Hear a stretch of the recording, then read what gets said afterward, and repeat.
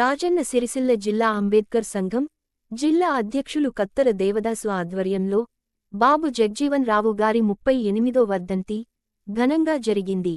ఈ కార్యక్రమంలో అంబేద్కర్ సంఘం నాయకులు పాల్గొన్నారు.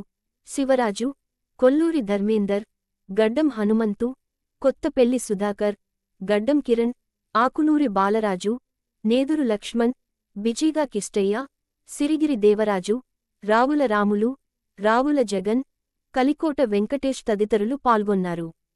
భారతదేశ మాజీ ప్రధాని స్వర్గీయ బాబు జగ్జీవన్ రావు గారి 38వ వర్ధంతి సందర్భంగా ఈరోజు సిరిసిల్ల పట్టణంలో జగ్జీవన్ రావు గారి వర్ధంతిని అంబేద్కర్ సంఘాల పక్షాన ఘనంగా నిర్వహించడం జరుగుతుంది.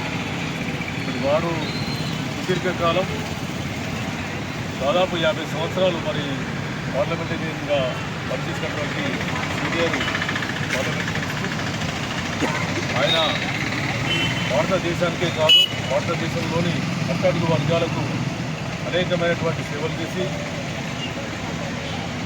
మనం భారతదేశం గర్వించదగ్గ వ్యక్తిగా నిర్మించినటువంటి వ్యక్తి.